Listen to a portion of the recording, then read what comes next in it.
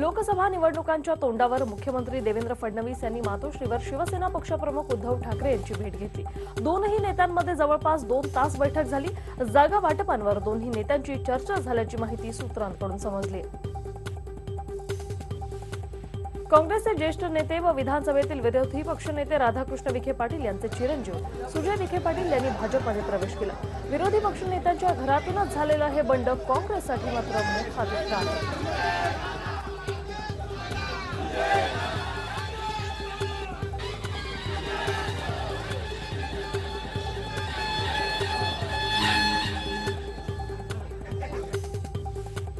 सुजय विखे पाटील यांच्या भाजप प्रवेशानंतर त्यांच्या कार्यकर्त्यांनी अहमदनगरमध्ये फटाके फोडून जल्लोष केला, तर कोणत्याही परिस्थितीत त्यांना निवडून आणणार अशी भावना त्यांच्या कार्यकर्त्यांनी व्यक्त केली।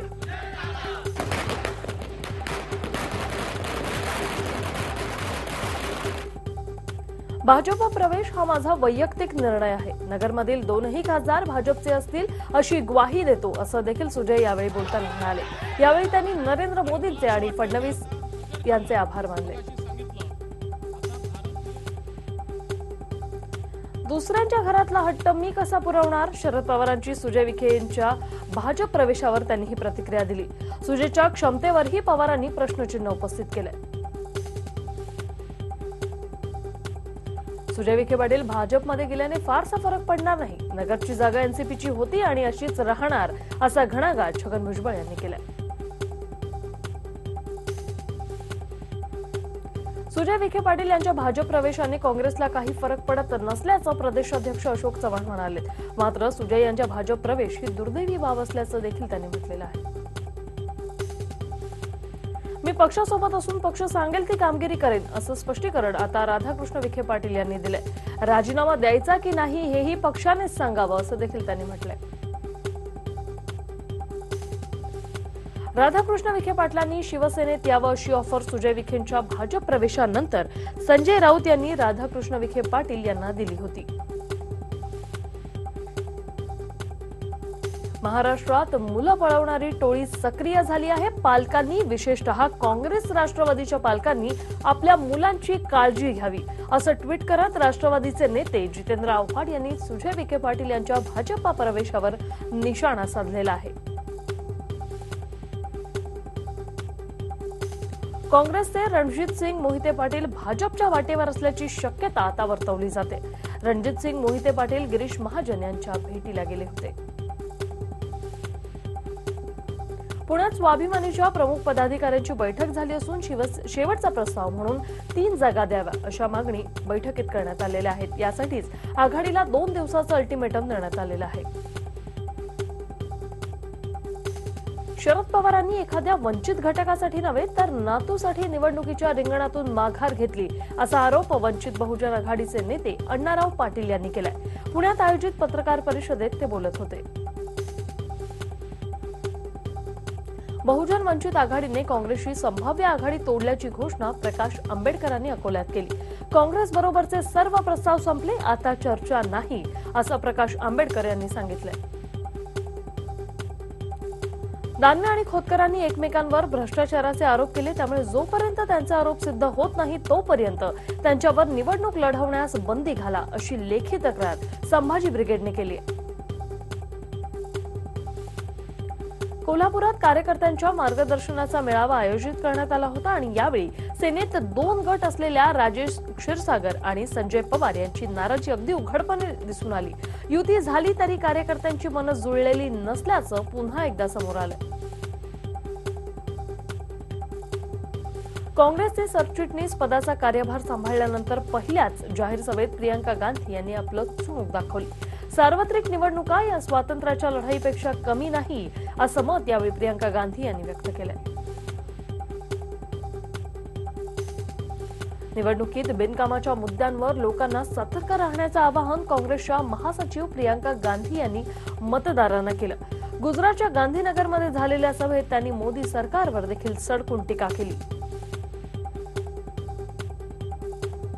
यूपीएच्या अध्यक्षा सोनिया गांधी यांनी गुजरातमध्ये पंतप्रधान नरेंद्र मोदींवर टीकास्त्र सोडलं। मोदी स्वपीडित असल्याचं दाखवून देण्याचा प्रयत्न करतात। परंतु प्रत्यक्षात त्यांच्या चुकीच्या धोरणांमुळे देशाची जनता पीडित झाली आहे असा आरोप त्यांनी केलाय. सगळ्याच आघाड्यांवर हे सरकार सपशेल अपयशी ठरल्याचं राहुल गांधी यांचं म्हणणं आहे. गुजरातच्या गांधीनगरमध्ये राहुल गांधी यांनी घणाघाती भाषण करत नरेंद्र मोदी यांच्यावर टीका केली आहे. चौकीदार ही चोर है असा नारा लगावणाऱ्या राहुल गांधींविरोधात महाराष्ट्र राज्य सुरक्षा रक्षक युनियनच्या वतीने बीकेसी पोलीस ठाण्यात तक्रार दाखल करण्यात आली. त्यांचा हा नारा म्हणजे सुरक्षा रक्षकांचा अपमान असल्याचंही त्यांनी म्हटलेलं आहे.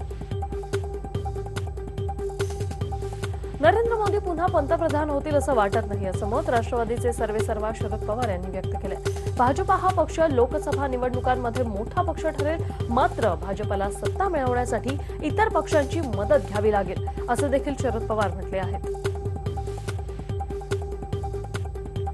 महाआघाडीला मायावतींची गरज नसल्याचं उत्तर प्रदेश काँग्रेसने स्पष्ट केलंय. कोणत्याही राज्यात बसपा ही काँग्रेसशी आघाडी करणार नसल्याची घोषणा बसपाच्या अध्यक्षा मायावतींनी मंगळवारी केली होती. उत्तर प्रदेशात सपा आणि बसपा एकत्र निवडणूक लढवणार आहेत. माजी पंतप्रधान मनमोहन सिंग अमृतसरमधून निवडणूक लढवणार नसल्यानं मुख्यमंत्री अमरिंदर सिंग यांनी हे स्पष्ट केलंय. पंजाबमध्ये आम आदमी पक्ष किंवा अन्य कोणत्याही पक्षासोबत आघाडी होणार नाही असं देखील त्यांनी स्पष्ट केलंय. आगामी लोकसभा निवडणुकीसाठी पश्चिम बंगालच्या मुख्यमंत्री आणि तृणमूल काँग्रेसच्या प्रमुख ममता बॅनर्जी यांनी आपल्या उमेदवारांची यादी जाहीर केली. आसनसोलमधून सुप्रसिद्ध अभिनेत्री मुनमुन सेनला उमेदवारी देण्यात आली आहे, तर केंद्रीय मंत्री बाबुल सुप्रियो यांच्या विरोधात त्या लढणार आहेत. पश्चिम बंगालच्या मुख्यमंत्री आणि तृणमूल काँग्रेसच्या प्रमुख ममता बॅनर्जी यांनी पक्षाची यादी जाहीर केली असून त्यांनी 41% महिला उमेदवारांना तिकीट दिलेलं आहे. धनगर आरक्षणावरची संकट संपता संपेना आता हायकोर्टातूनच आरक्षणाची कागदपत्र गहाळ झाल्याचा वकिलांनी दावा केलाय. धनगर आरक्षणावर निर्णयच घ्यायचा नसल्यानं ती कागदपत्र गायब करण्यात आली आहेत असा आरोप खासदार सुप्रिया सुळे यांनी केला. हे सरकार धनगर आरक्षणावर गंभीर नसल्याचंही त्यांनी म्हटलेलं आहे. राजकीय नेत्यांच्या वाढत्या संपत्तीला लगाम घालण्यासाठी कोणती प्रणाली का तयार करण्यात आली नाही अशी विचारणा सुप्रीम कोर्टानं केंद्र सरकारला केली. यावर उत्तर देण्यासाठी न्यायालयानं केंद्र सरकारला 2 आठवड्यांची मुदत दिली आहे. पंतप्रधान नरेंद्र मोदी यांच्या महत्वाकांक्षी बुलेट ट्रेन प्रकल्पाला धक्का लागलेला आहे. जपानने मुंबई अहमदाबाद बुलेट ट्रेनसाठी जमीन अधिग्रहणावरून चिंता व्यक्त केली. सन 2022 पर्यंत हा प्रकल्प पूर्ण नाही झाला तर त्याला जपान जबाबदार नसेल असं मत जपानचे महावायुज्ञदूत रयोजी नोडा यांनी व्यक्त केलंय. शत्रूंचा क्षेपणास्त्र मारा आणि बॉम्ब वर्षाव यातून बचाव करण्यासाठी ब्लास्ट पेन या प्रकल्पाला मंजुरी देण्यात आली. यासाठी सीमेलगतच्या 110 ठिकाणी निश्चित करण्यात आलेली आहेत.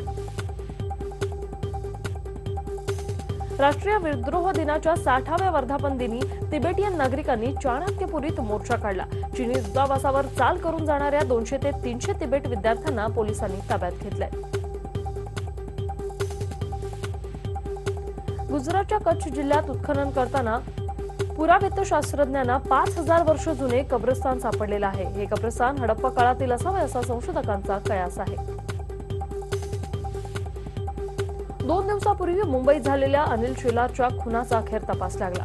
महेंद्र सोलंकी याने मित्राच्या मदतीने त्याचा काटा काढल्याचं उघड झालं. अनैतिक संबंधातून हा प्रकार घडल्याचं उघड झालंय. धुळे जिल्ह्यातील साक्री शहरात एसटी बस चालकाच्या चुकीमुळे तिहेरी अपघाताची घटना घडली. चालकाने एसटी रस्त्यावरच थांबवल्याने ट्रक आणि पिकअपची समोरासमोर धडक होऊन भीषण अपघात झाला. या अपघातात पिकअप चालकाचा जागीच मृत्यू झाला. मुंबईतील जोगेश्वरीच्या पश्चिम बहराम बागेत पार्किंगमध्ये उभ्या असलेल्या रिक्षानं अचानक पेट घेतला. यात रिक्षा जळून खाक झाली असून आगीचं कारण मात्र समजू शकलं नाहीये. सर्जिकल एअर स्ट्राईक पाकिस्तान भारताकडील मिराज 2000 विमानांचा चांगलाच धसका त्यांनी घेतलाय. त्यामुळे पाकिस्तान JF-17 थंडर या लढाऊ विमानाचं अत्याधुनिकीकरण करण्याचा निर्णय ते घेतात. पाकिस्तान चीनच्या मदतीने या विमानाचं अत्याधुनिकीकरण करण्याचं त्यांनी ठरवलंय. लोकशाहीची खोटी प्रतिमा जगासमोर आणण्यासाठी उत्तर कोरिया मैदानात उतरण्यात आलेला आहे. हुकुमशहा किम जोंग उन हे एकटेच निवडणूक लढले. त्यांच्या कोणीही उमेदवार त्यांच्या विरोधात उभा राहिला नव्हता. किम यांना खुश करण्यासाठी मतदारांनी मोठ्या उत्साहात भरभरून मतदान केलं. आपलं सर्वांचं जीवन व्यापून टाकणारं इंटरनेट आता 30 वर्षाचं झालंय. 30 वर्षापूर्वी सर टिम बर्नर्स यांनी वर्ल्ड वाईड वेब अर्थात WWW ची सुरुवात केली होती. सर टी बर्नर्सने आता इंटरनेटची तुलना डायनामाइटशी केली. हवाई मेट 20 सिरीजचा स्मार्टफोन ग्राहकांच्या पसंतीस उतरला. या स्मार्टफोनने विक्रीचे सर्व विक्रम मोडले. गेल्या 5 महिन्यात 1 कोटींपेक्षा जास्त स्मार्टफोनची विक्री झाली. आता बँक आपल्या दारात येणार आहे. अधिकाधिक लोकांपर्यंत बँक सुविधा पोहोचवण्यासाठी तसंच ज्येष्ठ नागरिकांना घरबसल्या बँकेच्या सुविधांचा लाभ देण्यासाठी भारतीय स्टेट बँकेने हा नवा प्रयोग सुरू केलाय. हा व्हिडिओ तुम्हाला आवडला असेल तर असे आणखी व्हिडिओ पाहण्यासाठी TV9चं YouTube चॅनल सबस्क्राइब करा, बेल बटन दाबा. ताज्या घडामोडींसाठी लॉग ऑन करा tv9marathi.com.